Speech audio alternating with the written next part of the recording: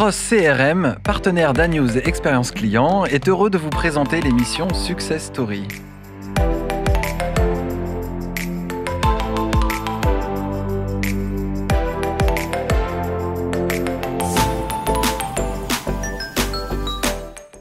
Bonjour et bienvenue dans cette nouvelle édition de Success Story proposée par Anews Expérience Client. Ce matin, je reçois Vanina Poirier. Bonjour Nathalie. Vous êtes directrice service client de Odeker Service. Tout à fait. Bonjour.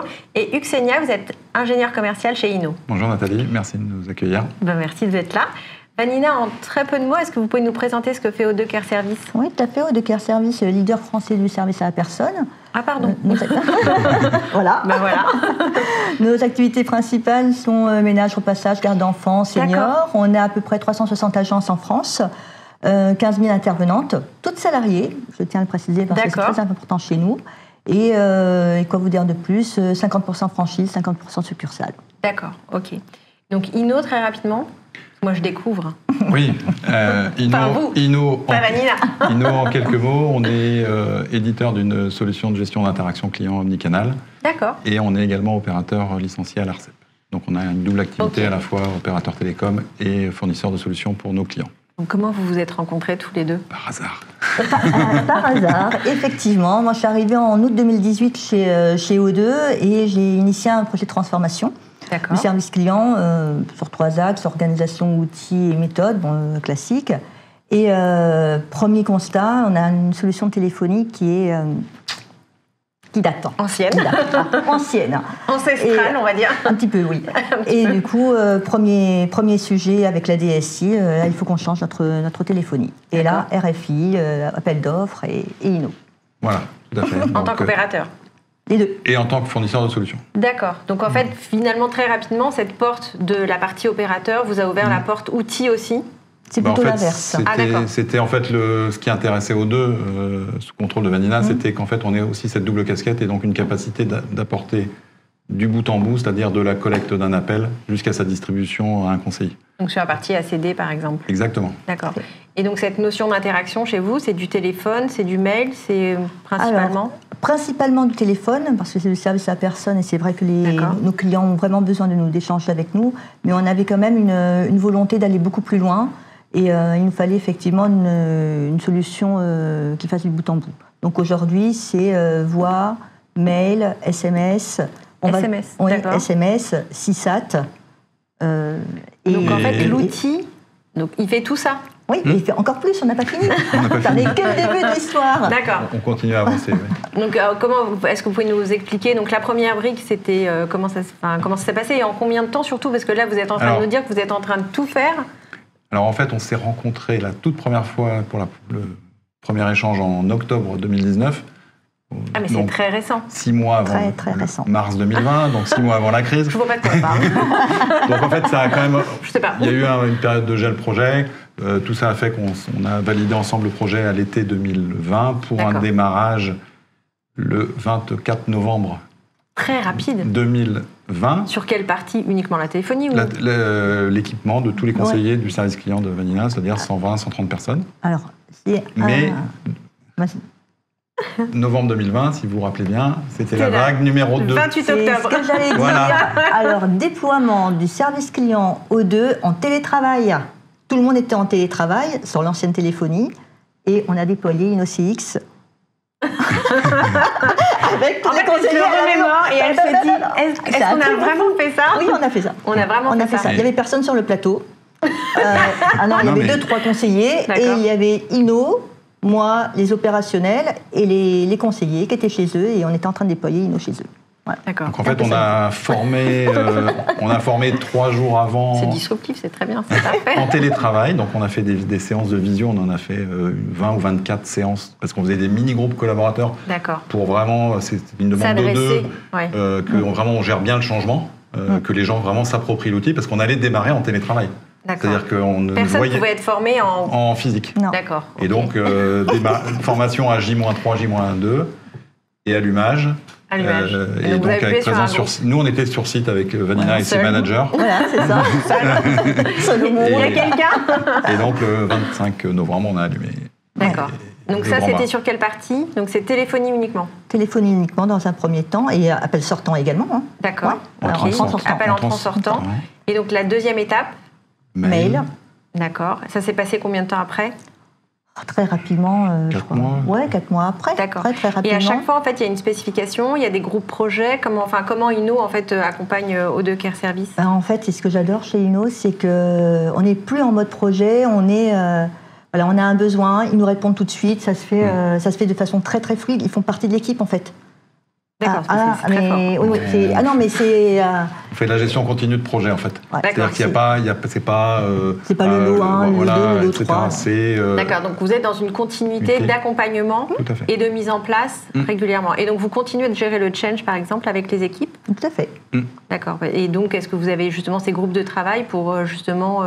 Est-ce que vous partez de ce dont vous avez aujourd'hui et vous le voulez sur Inno, ou est-ce que vous arrivez à trouver des pistes d'amélioration juste avant la mise en place? Les deux. Les pistes d'amélioration, en fait, c'est au quotidien, hein, dans nos opérationnels qui sont avec l'équipe Inno, et à chaque fois qu'on a besoin de quelque chose, hop, ils regardent ce qui est réalisable et c'est déployé. D'accord. Mais ça veut dire que ça peut être et en amont du projet et même après, en fait, même si vous n'y avez pas pensé avant? Ah, mais complètement. On est en plein dedans. En fait, c'est vraiment ce qu'on aime dans ce partenariat-là. Finalement, Inno réfléchit aussi pour nous. Et c'est ça qui est ça fait du bien un peu. Mais carrément, parce qu'en fait, habituellement, on se dit, tiens, j'ai besoin de ça. Et puis en fait, Inno vient nous voir, puis en fait, j'ai pensé à un truc pour vos clients, on pourrait faire ça, et ça part. Et c'est comme ça tous les jours. D'accord. Et c'est topissime. Je les recommande. Voilà, je le dis. Je vois qu'on avait compris, Vanina. Je les recommande. Non, mais en fait, est-ce que c'est un mode de fonctionnement chez vous? Oui, c'est ça. En fait, c'est culturel. C'est-à-dire que le principe fondamental, c'est de considérer que ce que demande un client doit amener une réflexion. Alors, on n'a pas forcément une réponse instantanée. Ça, c'est la première chose. Et la deuxième chose, c'est de se nourrir du fait d'avoir de nombreux clients dans des secteurs très variés et de faire du cross-best practice entre clients, c'est-à-dire de se dire, on avait évoqué ça avec O2 en l'occurrence, on a un autre client qui nous a sollicité sur quelque chose d'assez voisin, on l'a mis en œuvre de telle et telle façon et on revient vers O2 ou vers un autre client en disant... Donc vous complétez la roadmap, vous, du développement du produit et vous le partagez finalement avec tous les autres clients pour lesquels ce serait intéressant de le mettre en place. Exactement. Et on fait du partage d'expérience, c'est-à-dire de cas clients qu'on a pu mettre en œuvre parce qu'on se dit c'est pertinent dans la problématique que rencontre O2 sur tel ou tel sujet. Vous avez un exemple à nous partager? Peu importe le moment de l'outil. La première fonctionnalité de l'outil qui a été inspirée par ça, c'était un client qui avait un besoin fondamental qui était de détecter automatiquement la réitération de ses appels. Et donc on a intégré une fonctionnalité dans le SVI de l'outil. C'est très compliqué les réitérations parce qu'en fait ça dépend sur quel média. Est-ce que c'est tous les canaux? D'accord. Mais le besoin était téléphonique. En fait, c'est le client qui détermine. C'est une fonction nativement paramétrable dans l'outil. De dire c'était il y a un mois, il y a 2 jours. C'est de dire quel est le taux de réitération, c'est-à-dire au bout de combien de temps je considère que quelqu'un est réitérant. Est-ce que c'est 2 appels, 3 appels, 4 appels? Et sur quel intervalle de temps je mesure cette réitération? Oui, parce que ça peut être une nouvelle demande. Tout à fait. Donc le client, par rapport à ses cas métiers, va dire moi, par exemple, quelqu'un qui m'appelle, un particulier qui m'appelle chez O2 3 fois dans la semaine. Ou un cycle de vie en fait d'un client. Vous savez exactement dire si jamais c'est potentiellement le même sujet ou c'est un sujet différent. Voilà. Donc ça, c'est paramétrable dans la solution. C'est natif. Et donc ça, c'est typiquement exemple nourri de demandes clients. L'agent préféré, pouvoir automatiquement détecter. L'agent préféré? Oui. D'accord. C'est-à-dire de pouvoir dire quand j'appelle un service client. J'ai 2 grands cas. Je vais vouloir parler au conseiller à qui j'ai parlé plus récemment, parce que c'est du helpdesk, c'est du support, c'est du dépannage, et donc j'ai pas envie de réexpliquer mon cas. Non. Mais ça, les outils le font assez naturellement. Donc ça, on le fait naturellement, mais on peut dire, est-ce que c'est basé sur le plus récent ou est-ce que c'est le plus fréquent? J'appelle ma banque. La dernière fois que j'ai appelé, j'ai pas eu mon conseiller titulaire. Par contre, cette fois, mais en fait, c'est à lui que je parle le plus souvent, donc c'est quand même à lui. Donc je veux quand même pas le dernier. Voilà. C'est le plus fréquent. Et c'est le client qui dit je veux mon favori? Non, c'est un paramétrage qu'on va faire dans l'outil qui va permettre de dire est-ce que je t'envoie... moi je voudrais bien choisir par contre. Non, c'est possible. Non, mais dans l'idée, voilà.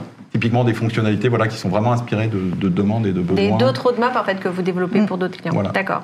Et donc là, il y a eu donc le téléphone, le mail. Est-ce que vous l'avez intégré avec des systèmes d'information en interne chez vous? Alors non, enfin si, on l'a fait quand même pour les rappels sur créneau. En fait, on a développé rappels secrets. Ouais, rappels sur créneau. En fait, sur notre site. Ah, sur créneau. Oui. J'ai entendu les rappels secrets. Je me dis, secret. Sur créneau. En fait, sur notre site, on permet à nos prospects finalement de prendre un rendez-vous pour être en contact avec un conseiller. D'accord. Et à la base, c'était, on avait des formulaires, on faisait des extractions, on découpait puis on donnait aux conseillers. Aujourd'hui, non mais c'était. Je vois bien que ça se découpe. En plus, tu le fais bien. Et aujourd'hui, on a les rappels sur créneau, donc finalement, on a des campagnes d'appels sortants qui sont, il y a eu des connecteurs et ces rappels sur créneau sont déversés en fait finalement sous forme de campagne d'appels sortants. D'accord. Bon, prochaine étape alors, c'est quoi? Il en manque une quand même, puisqu'il y avait la volonté d'implémenter donc de la CISAT. Oui. Où là, on s'est aussi heurté à un beau cas d'école sur comment adapter la solution aux besoins de O2. Donc, appuyer sur des fonctionnalités outils. Enfin, la Vanina pourra peut-être mieux... Oui, franchement, c'était top parce que finalement, on avait un petit souci au niveau de la CISAT et puis Inno nous a mis en place un formulaire pour nous, en fonction de ce dont on avait besoin.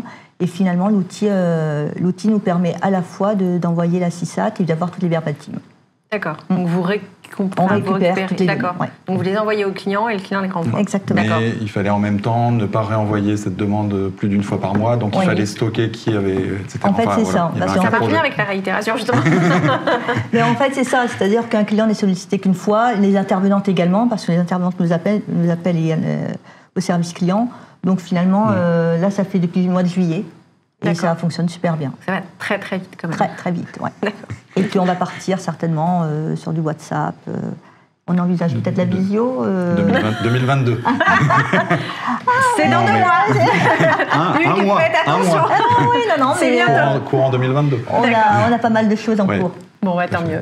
D'accord, merci beaucoup. Merci pour ce débat passionné et passionnant. J'espère qu'il vous sera utile autant qu'à moi et à très bientôt sur ANews Expérience Client. Merci. Cross CRM, partenaire d'ANews Expérience Client, a été heureux de vous présenter l'émission Success Story.